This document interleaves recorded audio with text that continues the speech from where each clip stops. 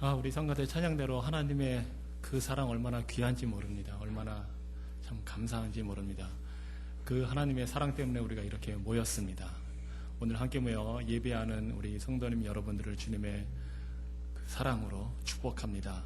특별히 2015년 새해를 맞아서 하나님의 뜻을 구하며 믿음 위에 서서 하나님을 신뢰함으로 살아가기를 소원하는 우리 성도님들과 가정 위에 하나님의 은혜와 평강이 함께하기를 축원합니다. 제가 작년과 올해 두 회에 걸쳐서 여러분들을 지금 뵙고 있습니다. 대단한 거 아닙니까? 2년 연속. 이렇게 박수로 환영해 주시니 감사합니다. 제가 설교 시작할 때마다 드린 말씀이 있어서 아시는 분들은 아실 겁니다. 뒤에 앉아 계신 분들을 앞자리로 초대하겠습니다. 그래서 이 앞에 한 5번째 정도까지 앉아주시면 참 감사하겠습니다. 집사님 앞으로 나와주시면 감사하겠습니다. 집사님 오늘 가드 뒤에서 서시는구나. 예, 괜찮습니다. 예. 2015년 새해를 맞이해서 어떤 계획들을 세우셨는지 모르겠습니다. 제 기억에 제가 상당히 젊었을 때는 매해마다 새해 계획을 세웠던 기억이 납니다. 지금은 이제 나이가 들어서 더 이상 그런 일을 하지 않습니다. 왜 그러는지는 저도 모르겠습니다. 가령 운동을 일주일에 몇 번을 하겠다든지, 제가 이제 한국에 있을 때는 미국에 오는 걸 생각해서 그 공부를 준비하고 있었기 때문에 영어 공부를 일주일에 몇 시간을 하겠다든지 하는 그런 계획을 세웠던 기억이 있습니다. 아주 어릴 때, 초등학교 때 이럴 때는 어차피 겨울방학이어서 이 생활계획표까지 그려가면서 1시간은 뭐하고 1시간은 뭐하고 이런 계획을 세웠던 기억이 있습니다. 여러분은 어떤 계획을 세우셨습니까? 여러분의 가정, 여러분의 개인적인 생활을 위해서, 또 우리 교회를 위해서, 여러분의 또 사업, 일터를 위해서 어떤 계획을 세우고 계십니까? 다양한 계획들이 있을 줄 압니다. 바라건대 여러분 세운 계획대로 작심삼일 하지 마시고 꾸준히 잘 이어가셔서 그 좋은 결과를 이루시기를 바랍니다. 그런데 우리가 우리 자신을 위해서 이렇게 계획을 세울 때 한 가지 생각해 볼 것이 있습니다. 우리 세우는 2015년을 향한 계획 가운데 과연 하나님의 뜻이 무엇일까 하는 생각을 해보는 겁니다. 우리 개인적인 삶에 있어서 내가 계획을 세워서 나가는데 올 한 해 나를 향하신 하나님의 뜻이 무엇일까? 또 우리 가정을 향한 하나님의 뜻이 무엇일까? 우리 교회를 향한 하나님의 뜻이 무엇일까? 여러분이 일하는 직장이 있다면, 사업체가 있다면 그곳에 하나님의 뜻이 무엇일까 하는 질문을 한번 해보시기 바랍니다. 아마 벌써 그런 거 다 생각하신 분들도 계실 거라고 생각합니다. 과연 하나님의 뜻이 무엇일까? 그런데 참 어떻게 보면 좀 막막합니다. 하나님의 뜻이 무엇일까? 우리가 질문을 하면 좀 막막합니다. 사실 하나님의 뜻이 무엇일까 하는 거는 우리의 신앙생활과 아주 밀접하게 연관되어 있고 사실은 제일 중요한 부분입니다. 이건 말하자면 누군가가 우리에게 우리가 하나님의 뜻 이런 얘기를 많이 하는데 질문을 한다면 도대체 하나님의 뜻이 무엇입니까? 물어본다면 여러분은 뭐라고 대답을 하시겠습니까? 이 질문은 뒤집어서 생각해 보자면 우리에게 도대체 예수님을 왜 믿습니까? 하는 질문과도 아주 밀접하게 관련이 있습니다. 하나님의 뜻이 무엇인가를 아는 것은 우리가 예수님을 왜 믿고 사는지 우리의 신앙생활과 관련이 있는 질문입니다. 그래서 매우 중요한 질문입니다. 그런데 제가 제 자신을 돌이켜보고 저의 경험을 통해서 이렇게 볼 때 하나님의 뜻을 생각해보고 구하는 질문은 평소에 잘 하지 않았습니다. 그 질문을 하게 될 때는 뭔가 계획대로 일이 잘 되지 않거나 좀 어려운 일이 닥치거나 내가 원하는 것을 좀 얻고 싶을 때에 주로 생각했던 질문입니다. 여러분은 그렇지 않습니까? 내가 계획하고 생각한 대로 일이 잘 될 때, 편안하게 잘 지낼 때는 우리가 하나님의 뜻, 잘 생각해 보지 않는 것 같습니다.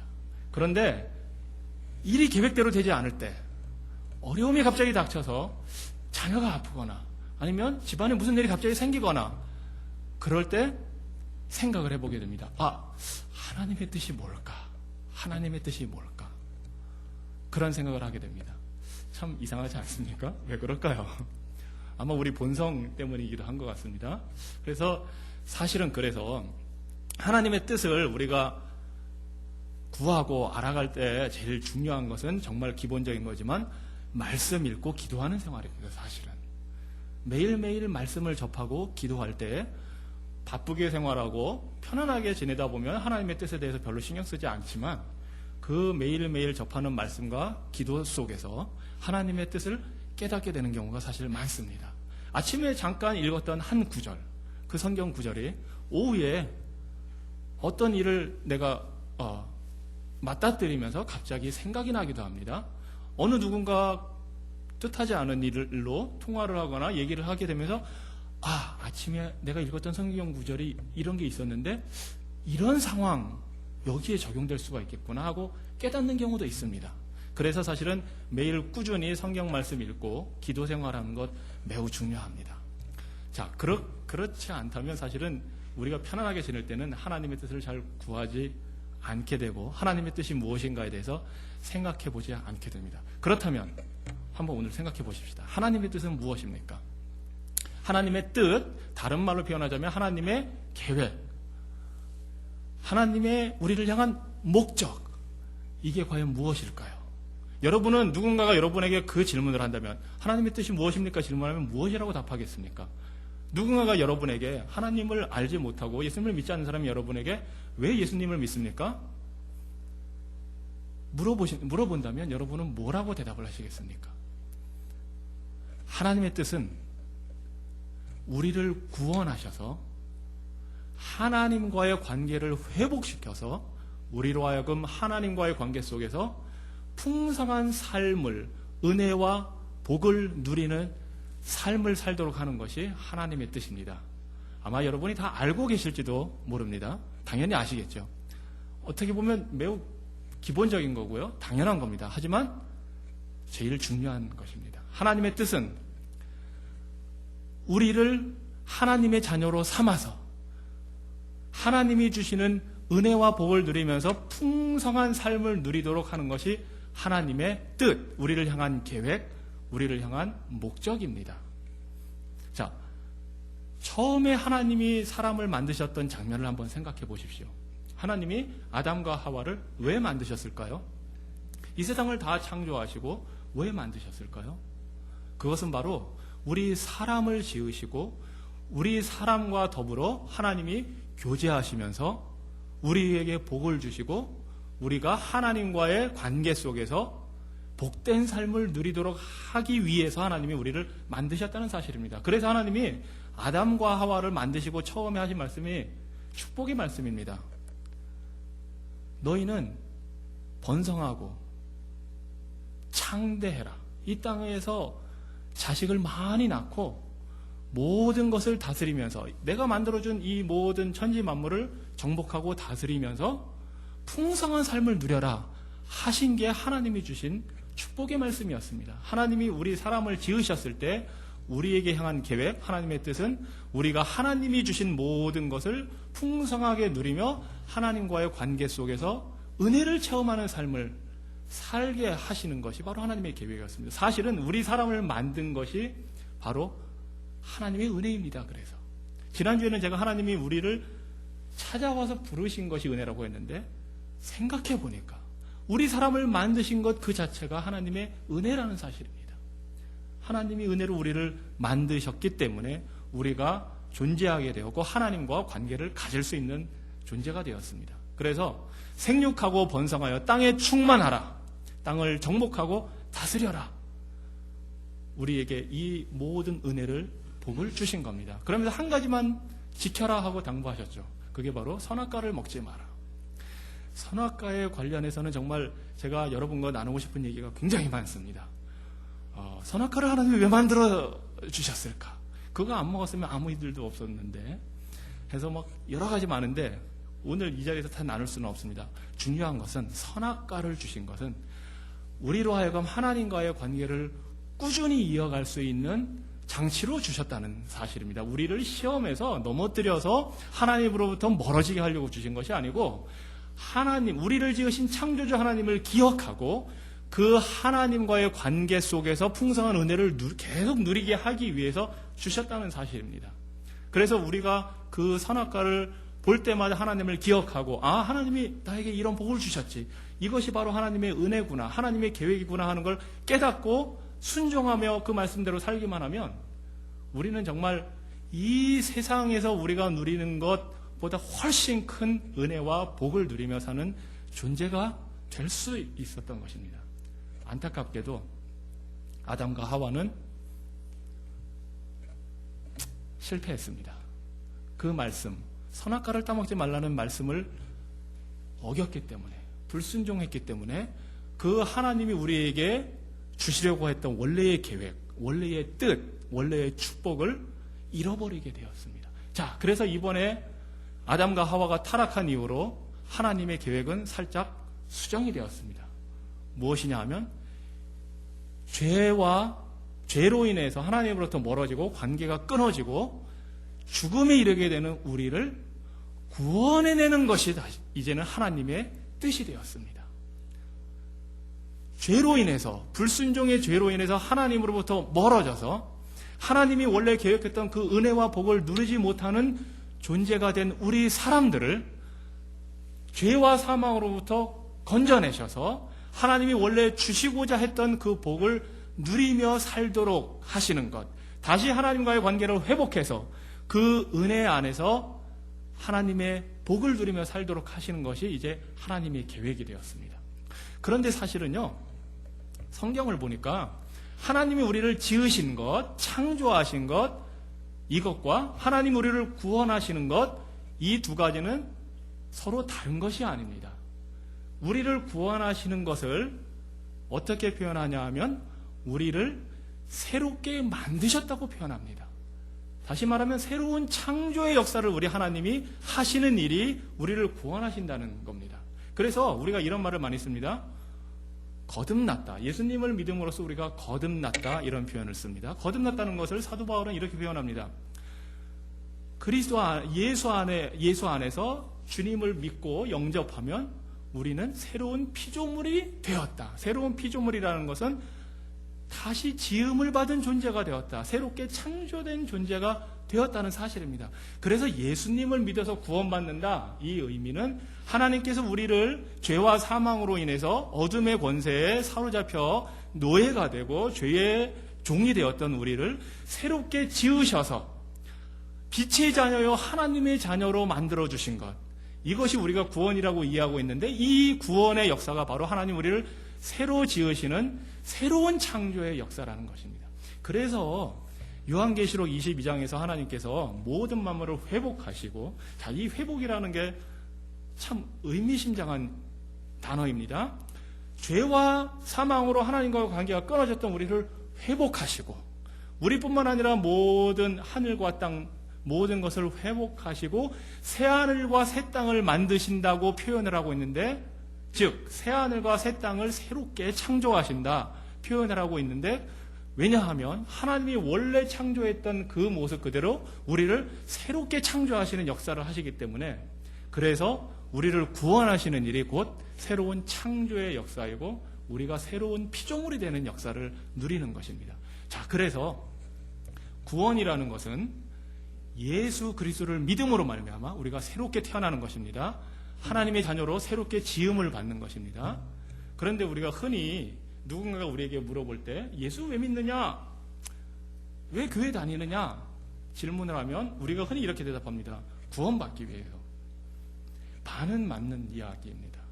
예수님을 믿음으로 우리는 구원을 받습니다. 죄와 사망에서부터 구원을 받고 하나님 그 바탕 위에서 하나님과의 관계가 회복되어 하나님의 자녀로 새롭게 태어나는 것입니다. 자, 하나님이 처음에 아담과 하와를 만들었을 때, 창조했을 때 그 창조의 목적은 제가 말씀드린 대로 풍성한 하나님의 은혜와 복을 누리며 삶을 살도록 하기 위해서 만드셨다는 겁니다.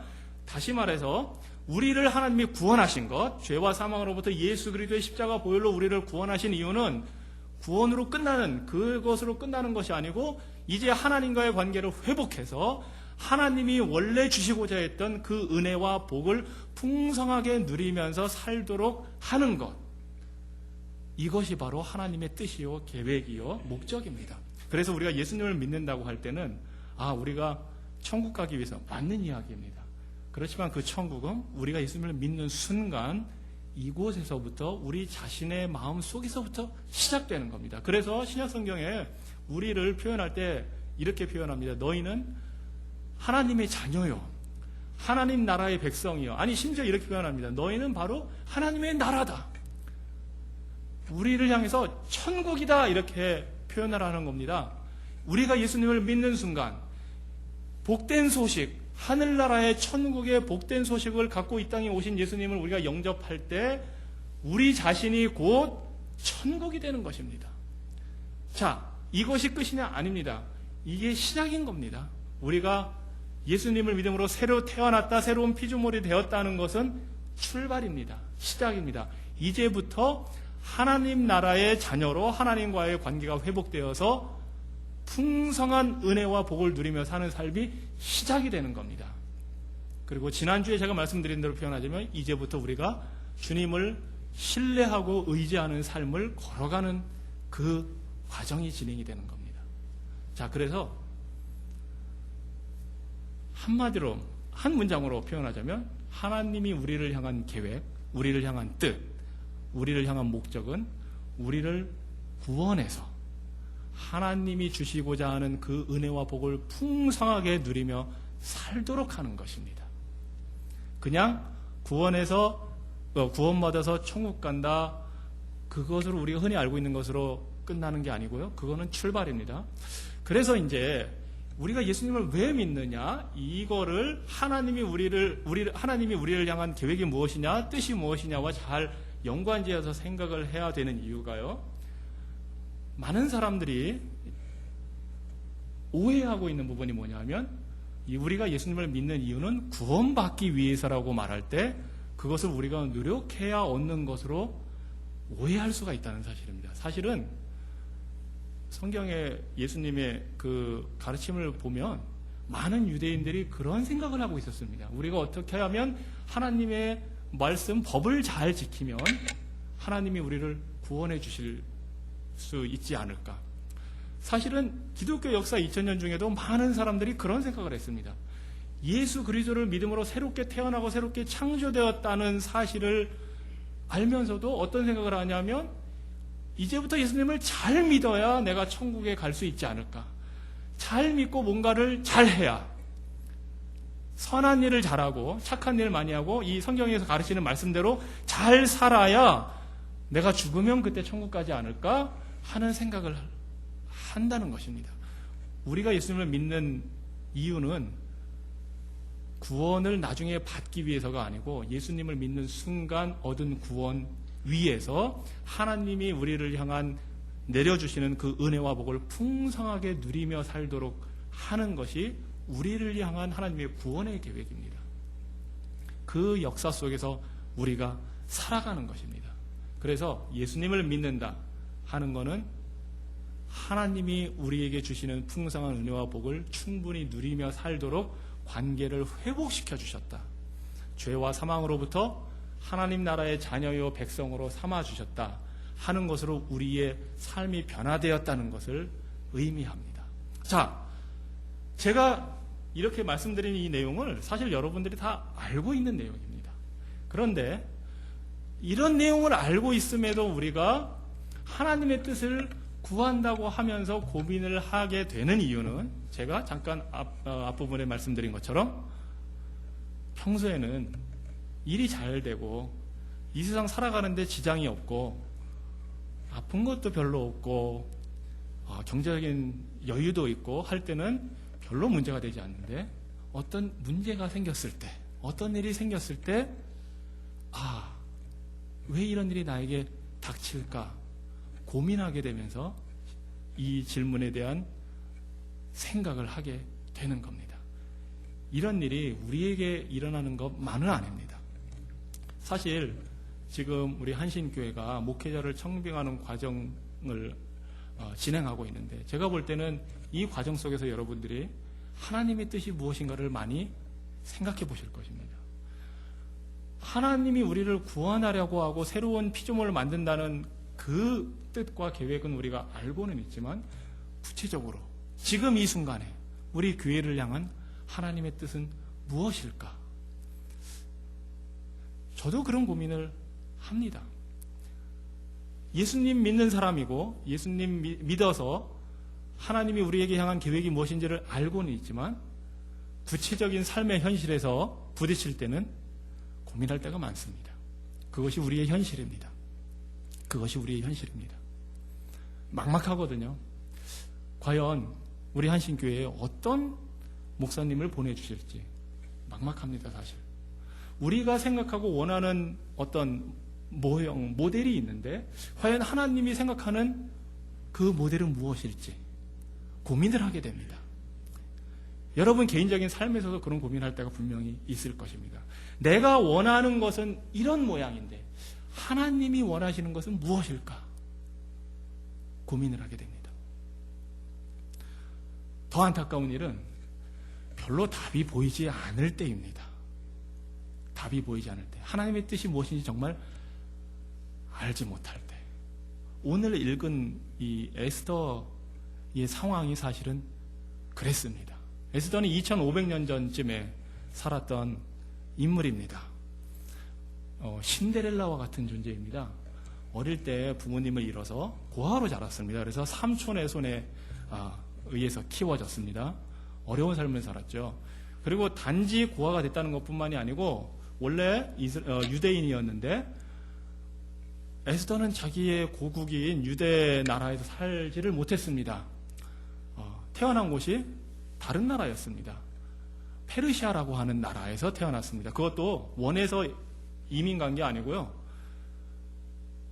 정부에 의해서 강제로 이민을 가야 됐습니다. 왜냐하면 이스라엘 백성들이 하나님 말씀대로 살지 않아서 하나님이 선지자들을 보내서 회개하라고 그렇게 수백 년 동안 경고하셨는데 회개하지 않고 멋대로 살다가 하나님의 심판을 받아서 바벨론이라고 하는 나라가 쳐들어와서 이스라엘 백성들을 많이 죽이고 많이 포로로 잡아가 버렸습니다. 그 때문에 에스더가 페르시아라는 나라에서 살게 되었던 것입니다.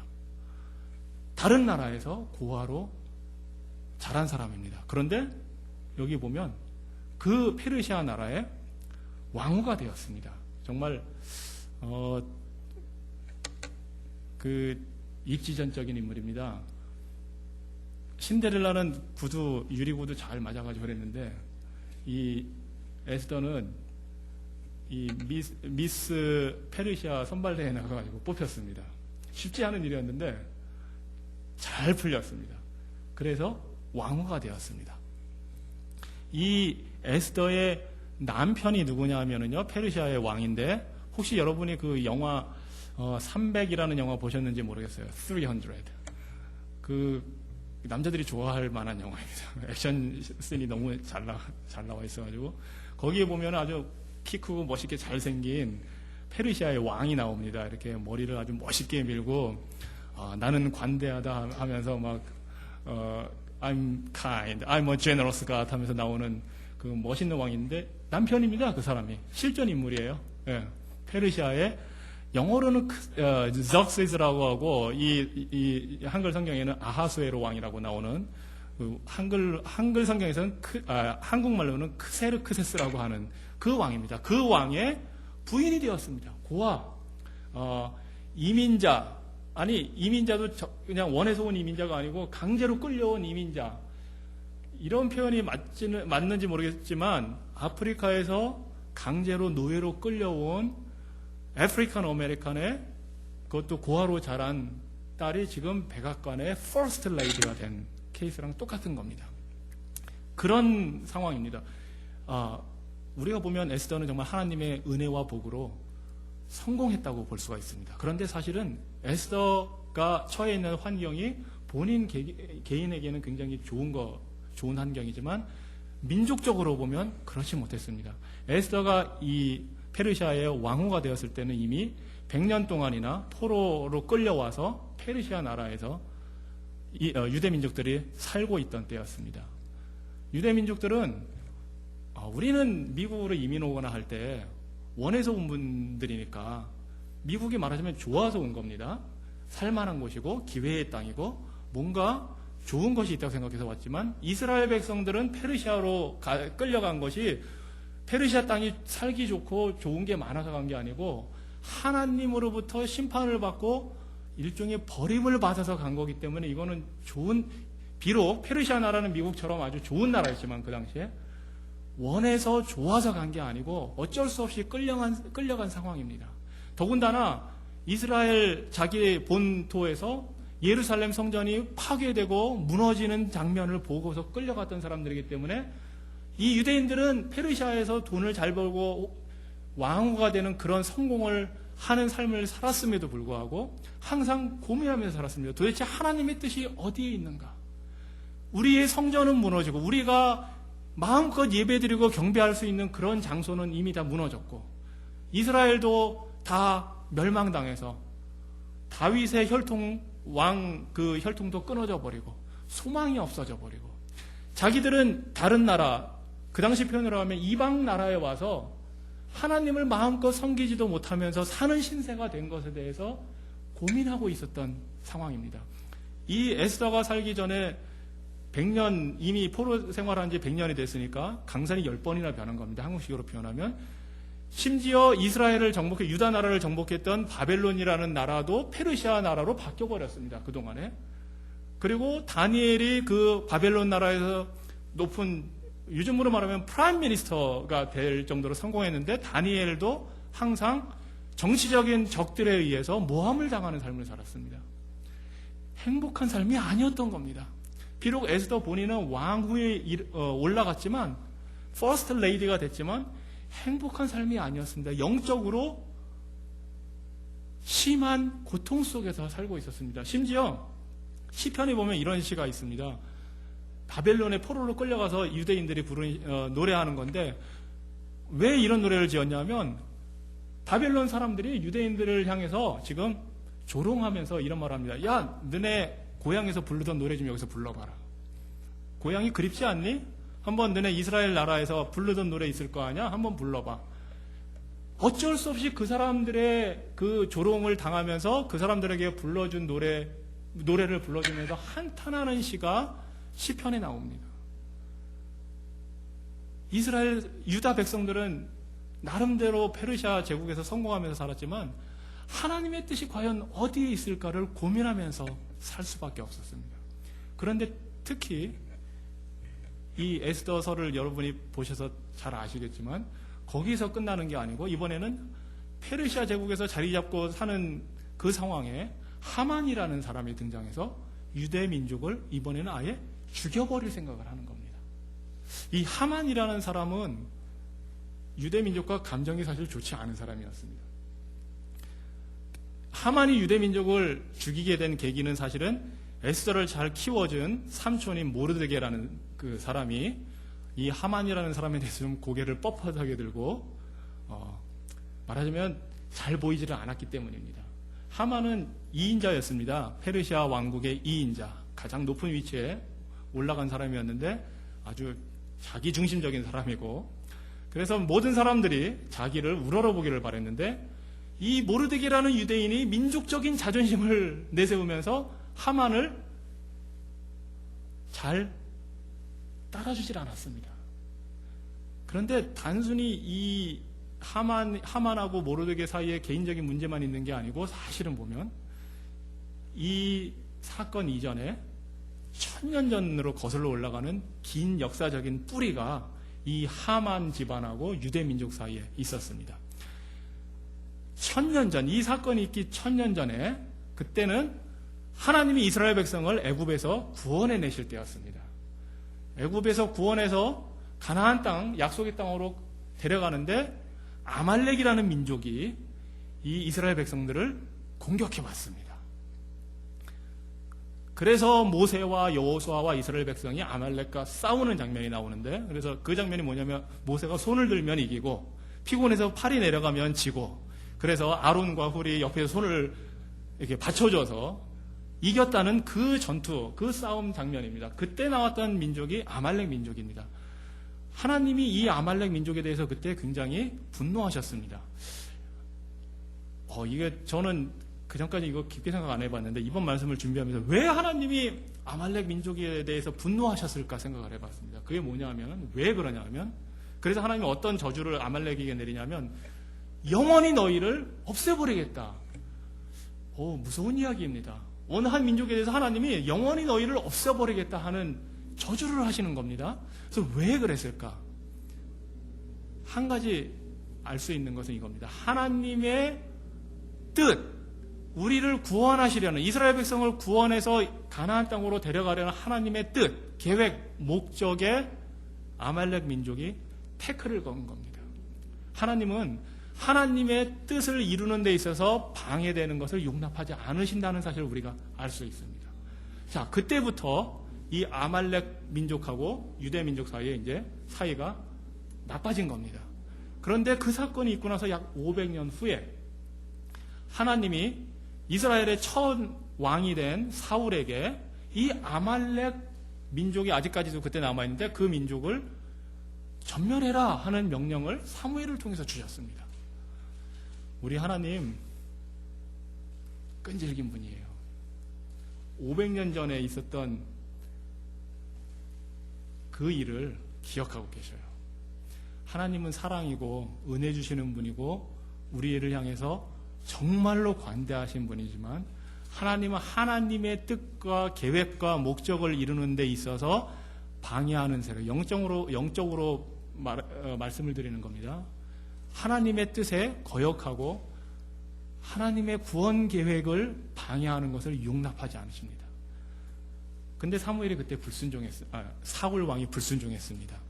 다 죽이라고 했는데 좋은 거는 싹 다 남겨놨습니다. 심지어 왕도 살려놨습니다.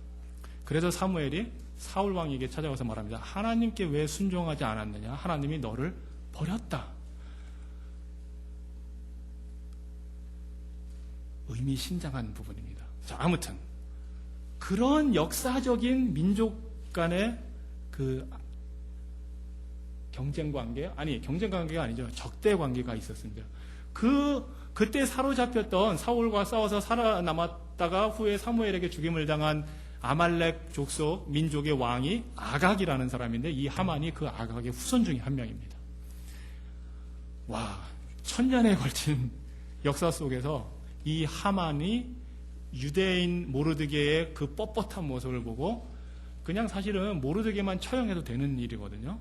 자기가 기분이 나쁘면 정말 기분 나쁜 녀석이다, 없애버려야지.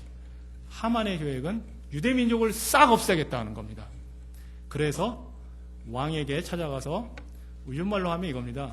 아부를 하는 겁니다.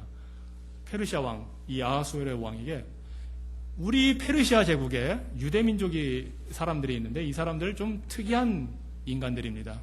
법도 다르고 페르시아의 법 말고 자기네 법을 따로 갖고 있어서 자기네 하나님을 섬긴다고 하고, 우리의 풍습과 법과는 다른 걸 많이 자기네들 거라고 고집하고 있습니다. 이 민족 그대로 놔두면 페르시아 제국을 전체 통치하는데 방해가 될 것 같습니다.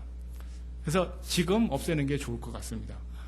그 일을 하는데 드는 돈은 제가 얼마든지 되겠습니다. 해서 왕에게 말하자면 아부를 해서 유대 민족을 없애버릴 계획을 세웁니다. 그 사실을 모르드게가 알았습니다. 그리고 모르드게가 슬피 울면서 이 에스더와 얘기를 하는 겁니다. 이때까지만 해도 에스더는 자신이 유대 민족 출신이라는 걸 밝힐 수가 없었습니다. 왜냐하면 어떤 불이익을 당할지 몰라서 숨겨왔었습니다. 그런데 그런 에스더에게 지금 모르드게가 와서 얘기합니다. 지금 하만이라는 사람이 우리 민족을 향한 하나님의 계획에 거역해서 우리 민족을 죽이려고 하는데, 이제는 네가 나서야 될 때다. 왕에게 가서 도움을 청해봐라. 그랬더니 에스더가 얘기합니다. 아니, 모르드게는 그 당시에 말하자면 오늘날로 말하면 백악관의 아마 시큐리티 가드 정도 된 것 같습니다. 팰리스 오피셜이라고 나오는데 좀 낮은 급이었지만 아무튼 삼촌도 아시지만 이 왕실의 어떤 그 절차가 있어서 규례가 있어서 왕에게 나아가려면 허락을 미리 받지 않으면 안 됩니다. 왕이 먼저 나를 불러주지 않으면 내가 나갈 수 없습니다. 나가면 죽을 수도 있습니다. 잘 아시지 않습니까? 그 영화가 약간 좀 그 왕을 변태스럽게 만들어 놓긴 했는데 어느 정도 맞는 것도 있어요. 왜냐하면 왕이 있는데 누가 갑자기 아무 그 없이 온다는 거는 왕을 죽일 수 있는 자객이기 때문에 그거 살려주질 않는 거예요. 심지어 가족이라도 옛날에 그 가족 간에도 싸움이 많이 일어났거든요. 가족이라도 왕의 앞에 왕이 부르기 전에 나오면 쫓겨날 수도 있고 죽을 수도 있는 거예요. 그게 규례인데 내가 지금 왕에게 이런 부탁하러 나갔다가 내가 죽을 수도 있습니다. 그랬더니 지금 모르드게가 얘기하는 겁니다. 오늘 읽은 말씀 13절에 너는 왕궁에 있으니 모든 유대인 중에 홀로 살아남을 거라고 생각하지 말아라. 네가 만일 잠잠해서 너 혼자 살겠다고 말을 하지 않고 그러고 있으면 유대인은 하나님이 어떤 다른 누군가를 통해서 구원해 주실 것이다. 하지만 너와 네 집안 그냥 멸망받을 것이다. 네가 이렇게 왕후가 된 것, 퍼스트 레이디가 된 것이 이때를 위함인지 누가 아느냐? 누가 아느냐? 그래서 이제 우리가 아는 에스더의 그 유명한 대답이 나오는 겁니다. 좋습니다. 내가 죽으면 죽을 걸 각오하고 하겠습니다. 나가겠습니다. 흥미로운 거는요,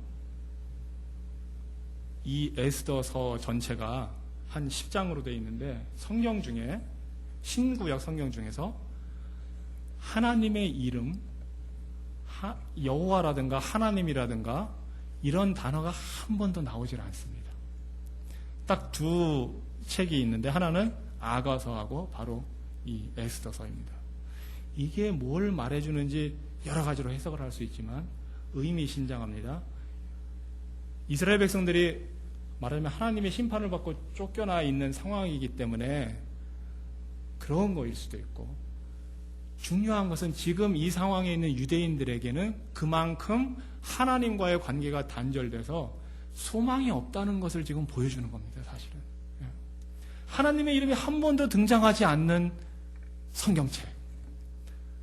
그래서 모르드게도 에스더도 이것이 하나님의 뜻입니다. 이것이 하나님의 뜻이니 네가 해야 된다. 이런 말 못하는 겁니다. 지금 하나님의 뜻이 과연 이런 상황에 있는 유대민족, 이제 얼마 안 있으면 죽을 수밖에 없는 유대민족에게 하나님의 뜻이 무엇일까 엄청 고민하고 고통스러운 속에서 그 문제를 가지고 씨름하지만 정말 하나님의 뜻이 무엇인지 모르는 상황이기 때문에 하나님이 너를 지금 왕으로 만들었다. 그러니 네가 일해라. 그런 말 못하는 겁니다.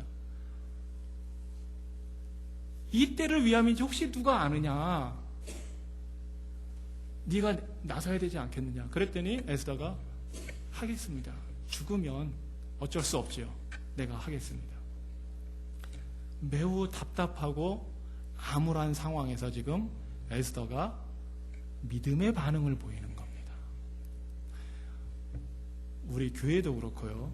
우리 개인의 삶에 있어서도 큰 그림은 우리가 알고 있습니다. 유대인들도 하나님이 자기네들을 결국은 회복시켜 주실 거라는 큰 그림은 약속으로 받았기 때문에 알고 있었습니다. 그렇지만 언제, 어떻게 하나님이 회복시켜 주시고 어떻게 하나님의 뜻을 이루실지는 아무도 몰랐습니다. 우리도 모릅니다. 어떻게 하나님이 우리 교회에 어떤 목회자를 보내서 어떤 일을 이루어 가실지, 우리로 하여금 예수 믿는 사람 만들어서 구원해서 하나님의 자녀로 풍성한 은혜와 복을 삶을 누리게 하는 그 큰 그림을 어떻게 이루어 가실지, 구체적으로는 어떻게 역사하실지 우리는 모릅니다. 하지만 우리가 할 수 있는 것은 하나 있습니다. 에스더처럼 믿음으로 반응을 하는 겁니다. 이게 믿음이고 이게 하나님을 신뢰한다는 의미입니다. 하나님의 이름조차 없어 보이는 이런 상황에서 하나님을 신뢰함으로 우리를 죄와 사망에서 구원해서 건져주시겠다고 약속하신 하나님, 유대민족을 다시 회복시키겠다고 하신 그 하나님을 신뢰해서 나가는 것. 그런데요, 정말 놀랍고 복된 사실은 하나님이 이 하만의 계획을 꺾어서 유대인들을 살려주시지 않으면 어떤 일이 벌어지는지 압니까? 지금 페르시아 제국이 그 당시에 전체 전 세계라고는 할 수 없지만 그 당시 성경에 알려져 있는 모든 세상을 다스리는 제국이었습니다. 지금의 미국이나 마찬가지입니다. 사실 곳곳에 말하자면 대사관이 있고 페르시아 왕이 파견한 모든 관리들이 다스리는, 이스라엘 나라도 페르시아 왕국에 속해 있었습니다. 만약에 하만이 계획한 대로 유대인을 죽이라는 명령이 그대로 시행되면 유대인은 다 죽어야 됩니다.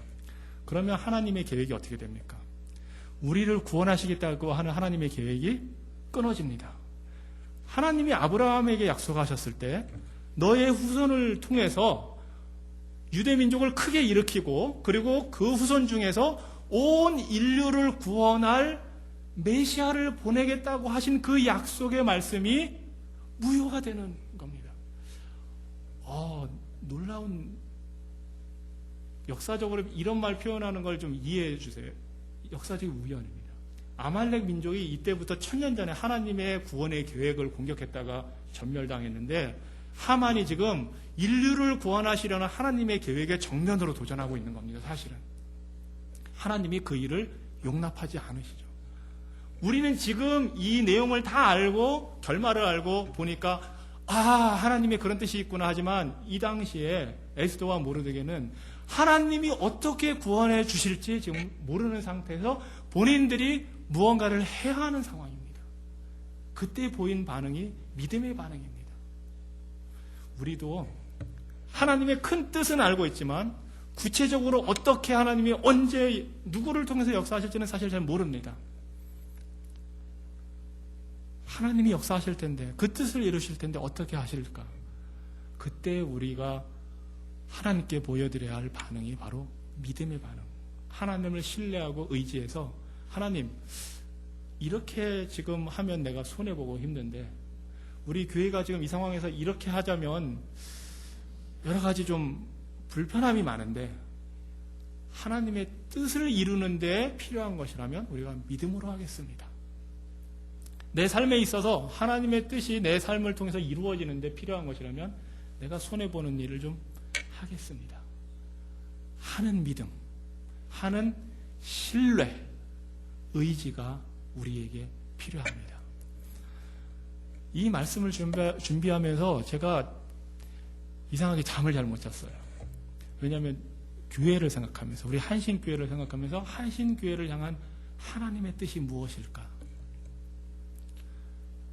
큰 그림은 우리가 알고 있는데 한신교회를 통해서 예수 믿지 않는 사람들을 구원해서 하나님의 자녀로 만들어서 새로운 피조물을 만들어서 하나님 안에 은혜와 사랑 안에서 풍성한 삶을 누리도록 하는 그 큰 그림을 알고 있는데 지금 우리에게 필요한 것을 어떻게 하실지는 모르기 때문에 과연 우리가 어떤 반응을 보여야 할까?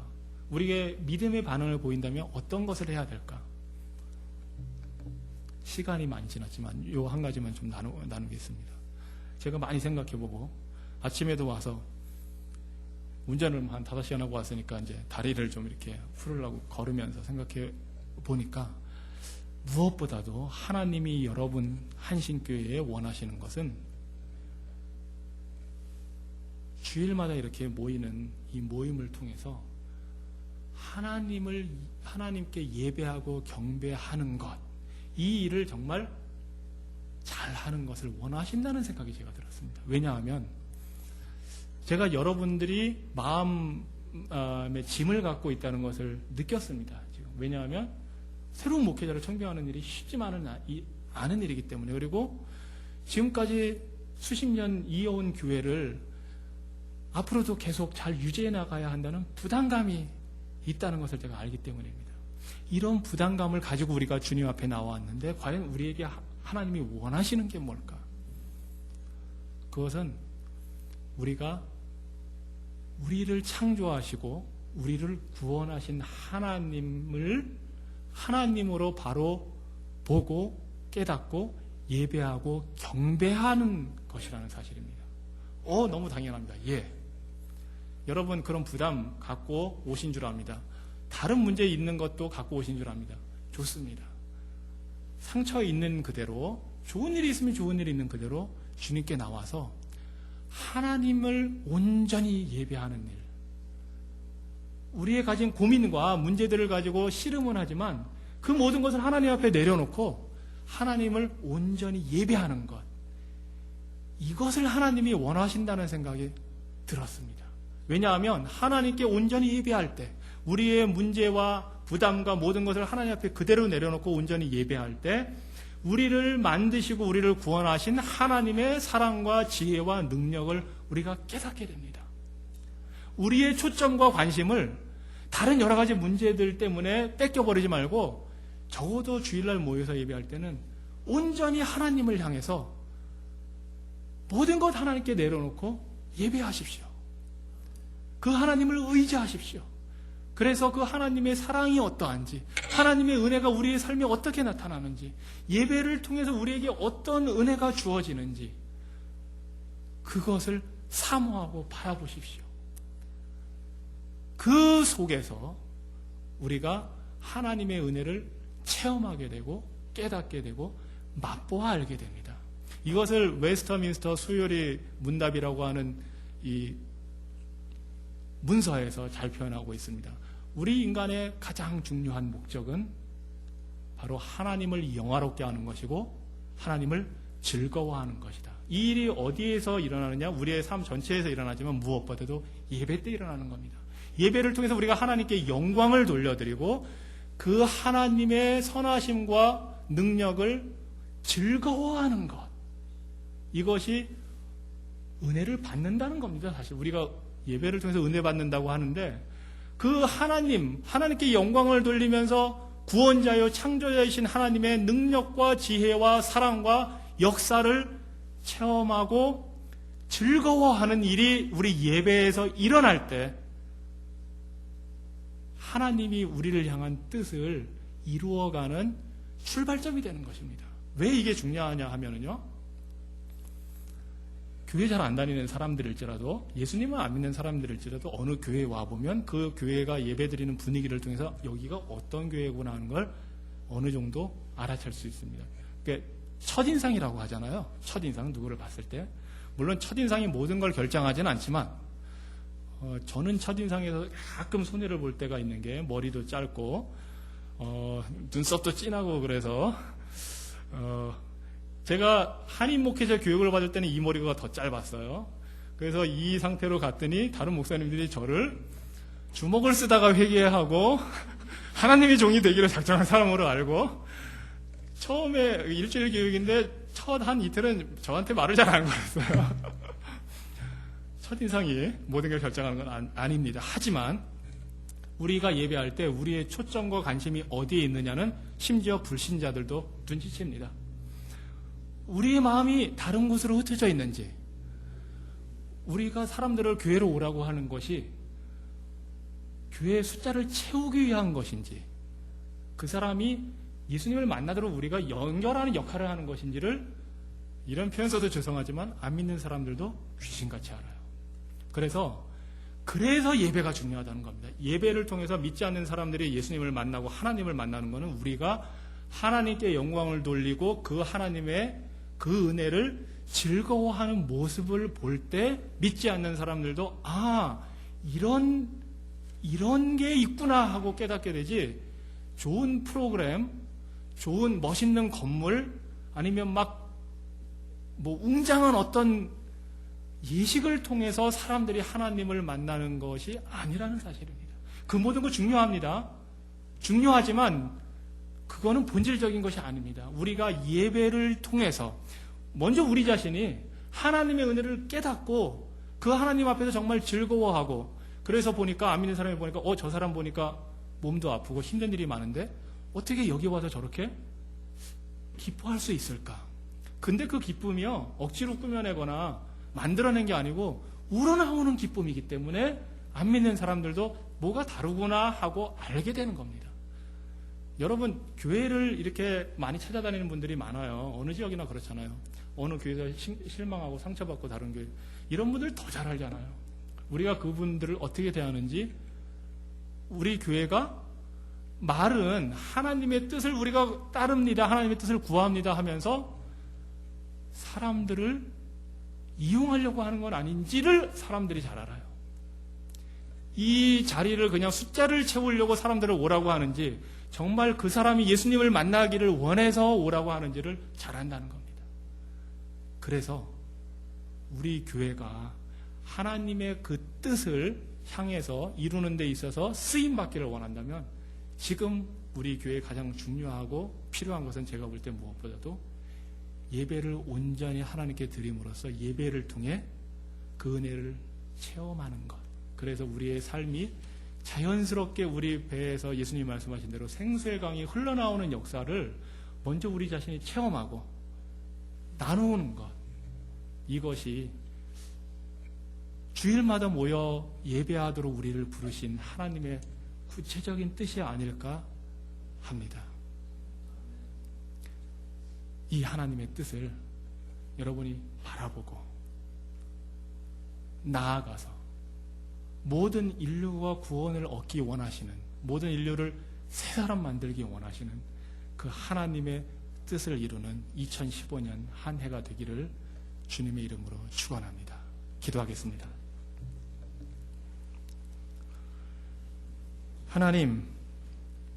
하나님의 뜻은 높고 크고 무한합니다.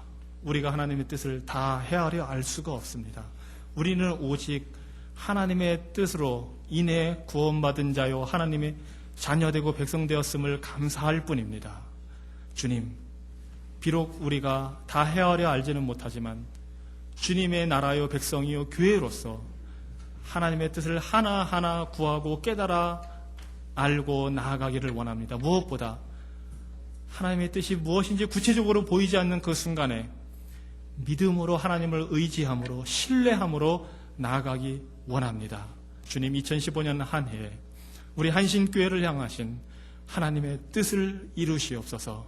우리 성도들을 향하신 하나님의 뜻을 이루시옵소서. 하나님의 뜻이 하늘에서 이루어진 것처럼 이 땅 이곳에 우리의 삶의 터전에 우리 교회 위에 이루어지기를 소원합니다. 예수님 이름으로 기도합니다.